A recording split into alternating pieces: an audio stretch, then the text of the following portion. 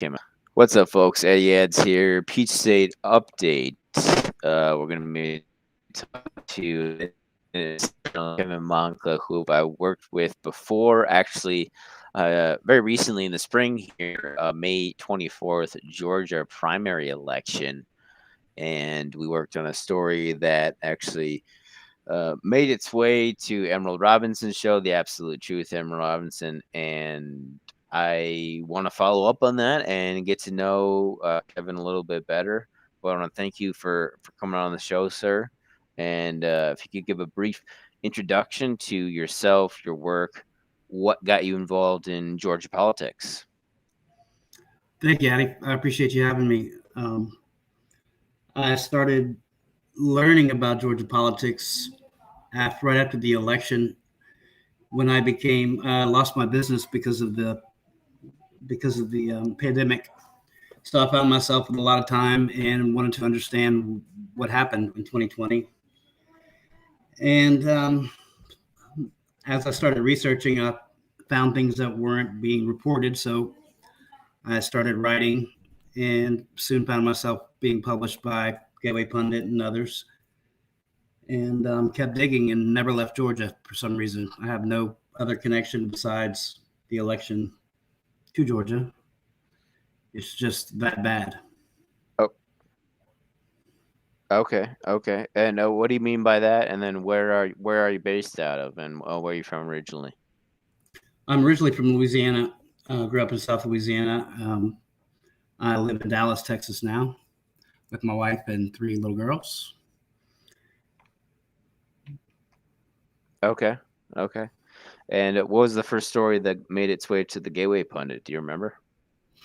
I believe it was the a story that I wrote about the forensic audit that was happening in Georgia because when Raffensperger came out and said that the there had been a forensic audit that he had completed, and everything was perfect. I couldn't find any report on the forensic audit, so I submitted an open records request for the actual report. And a few days later, I got it back, but the report was created an hour before they sent it to me, and it was created on the computer of Mr. Jack Cobb, who is the owner of Pro V&V, who did the audit. So that was my first um, major issue with the audit. I mean, with the election. You said Jack Cobb, owner of what company now? Pro V&V. It's one of the two voting system test labs that are approved in the country to test voting systems. And Okay.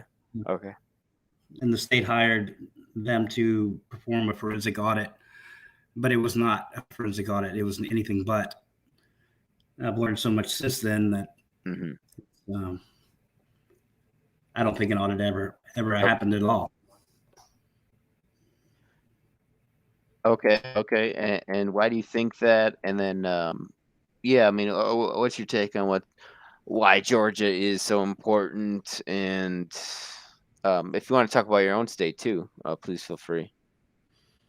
Um, I don't think any state is what it should be per se, but Georgia is particularly bad because um, there's no basic fundamental accounting at the precinct level. There's no reconciliation at the polling sites. There's no the poll managers and the counties are all dependent upon Dominion for virtually everything. Even the election boards are in the dark, and it's really stunning. Okay, and what do you mean by that? The election boards are in the dark. Well, for example, I tried working with the Fulton County Elections Board for this past um, the primaries, and Okay. they literally recertified the election and had no numbers. They were recertifying at the time because the some flashcards supposedly were left out, but they weren't told how many votes were changed in what races or how it materially affected the election, but they signed anyway. They basically signed a blank check, literally signed their names to a certification without the numbers. That's how, I mean, they're in the dark. Who did this? Fulton County. Who is the person that put the pen to the paper, you know? Dr. Ruth was the assistant chair at the time, and she held the meeting. It was actually two meetings when she, the one they recertified on a Sunday afternoon, 2:00 with no public comment and a locked door. And the following meeting, 3 or 4 days later, which was a regularly scheduled meeting, and they still couldn't find out the numbers that they were looking for. So it's very Okay. And what's Dr. Ruth's first name? Kathleen. Okay. And does she still hold this position, or where's she at now? Do you know? Yes, she does still hold that position. She's been on the board for at least 2 years now, I believe. Okay. Okay. Have you actually been to Georgia yourself, or are you just been doing this completely remotely? I've been there a few times. Yeah. Yeah. It's been, if you have any knowledge of what's going on there, I mean, and too much about that. I mean, it's definitely one of the states that has received the most influx of people kind of migrating from the demo immigration, or from California first and foremost, but other states as well. Yeah, we're experiencing the same thing in Dallas. It's a major influx of people from around the country. It's growing faster than you can believe. It's really changed in the past 5 years.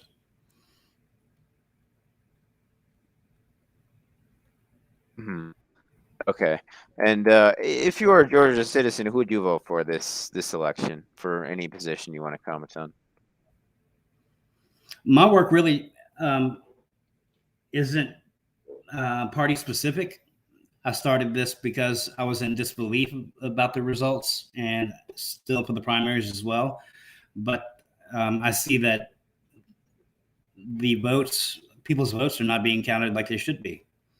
So many people are being disenfranchised. It's not even funny. And the most basic fundamental accounting, like I said, is not happening. I mean, literally, a poll manager does not know the voters who voted at that location when the polls close.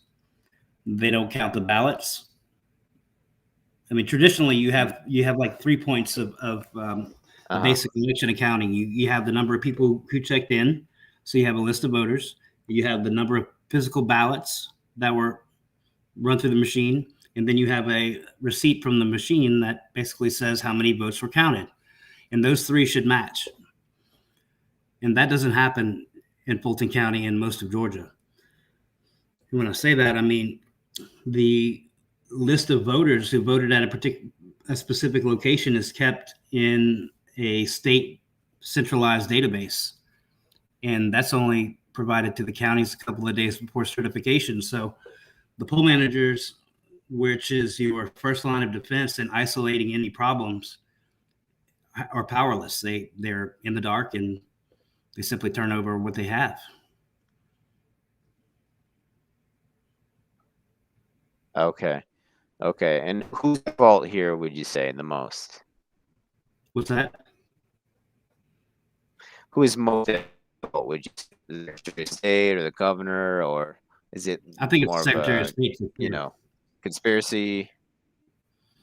No, I think it's the Secretary of State. I think most poll managers do their jobs. I think most poll workers do their jobs. I think that it is by design, and that's the only way I can think about it, because whenever you remove those basic checks and balances, there's no logic or reason behind it. So Raffensperger is really the villain in Georgia. Would you say? He has to be. Yeah. What do you think about Gabriel Sterling? I think he's just as bad. Do you know much about him? Yeah, yeah. Do you have any comment on the fact that they're both from kind of the same background, if you get what I'm getting at there? Um,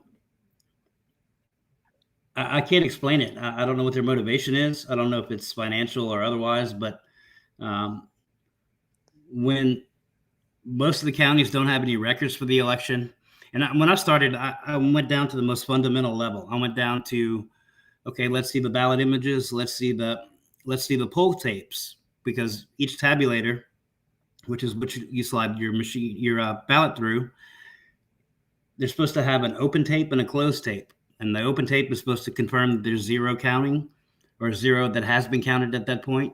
And then the closing tape is the total number of ballots that have been read by the machine.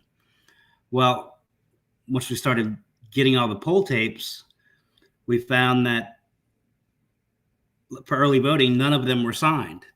And so they're legally required for the poll manager and two witnesses to sign. So 311,000 votes were represented in poll tapes that were not signed by anyone. Wow. And as far as the zero tapes, we only have 9 out of 500. Hmm. And I know you followed, you wrote on And our complaint that Mr. Rossi and I filed.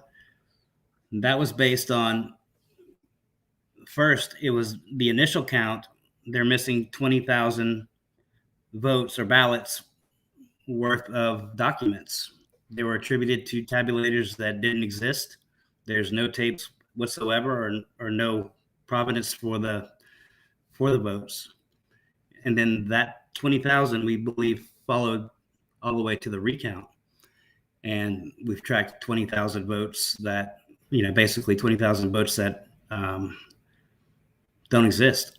There's 17,000 votes that have no ballot images to coincide with those votes, and 3,000 duplicates that were counted. And these were votes that were actually counted. okay. They're on the record. Okay. So that's a So who do you think amount. Raffensperger's boss is? That's a very good question. That I have no idea. Hmm. He's a very good liar. Yes, he Have is. you ever seen him speak? Yes, I Yeah, have. he's very, very in control. Much better liar than Carr, I would say. You know what?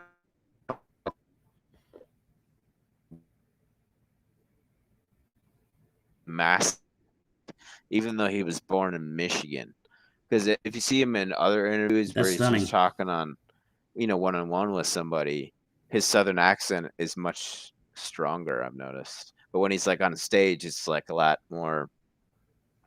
So